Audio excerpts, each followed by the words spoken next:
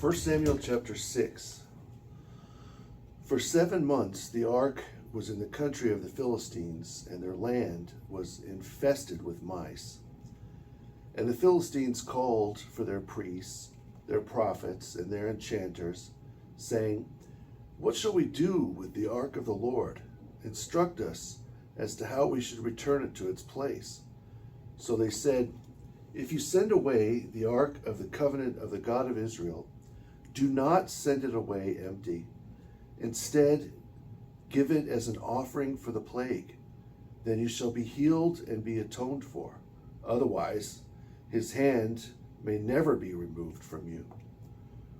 Then they said, "What shall we offer to him for this torment?"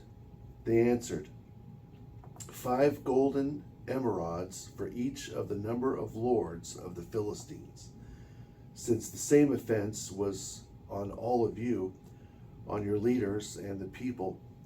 And for each lord add a gold mouse that images the mice utterly ravaging your land. Then you shall give glory to the Lord. Perhaps he may lighten his hand from you, from off your gods and from off your land. Why do you yet harden your hearts, as did Egypt, and Pharaoh hardened their hearts? Was it not when he mocked them and that they let the people go, and they departed? Now therefore, make a new wagon, and take 2 cows with firstborn calves, and hitch the cows to the wagon. But lead the newly born calves to the pen. Now take the ark, and set it on the wagon, and place the offering of the golden vessels you shall render to him in a chest next to it, and send it away, and let it depart. Then you shall see if it goes through Beth Shemesh by the way of the coasts. Then he brought upon us this great evil.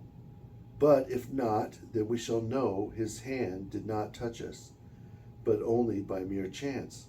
And the Philistines did so.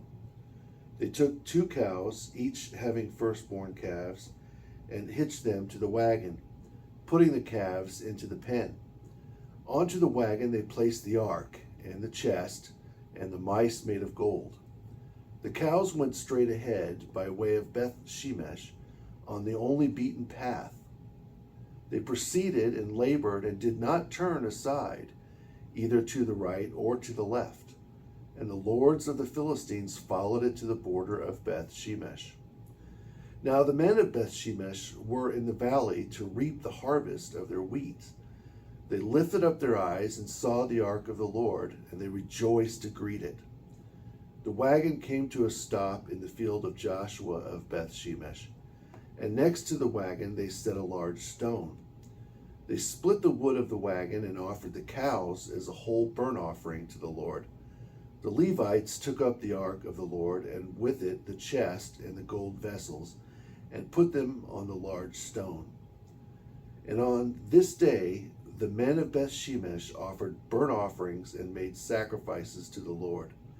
So when the 5 lords of the Philistines saw it, they returned on the same day to Ashkelon. These are the places the gold emerods were given as an offering to the Lord: 1 for Ashdod, 1 for Gaza, 1 for Ashkelon, 1 for Gath, and 1 for Ekron. And the gold mice were according to the number of all the cities of the Philistines belonging to the 5 lords, from the cities being fortified as far as the villages of Pharazite, and as far as the great stone where they placed the ark of the covenant of the Lord, in the field of Joshua of Beth Shemesh. Now the sons of Jeconiah were not pleased, nor were the people of Beth Shemesh, because as they looked at the ark of the Lord smote 50,070 men from among them.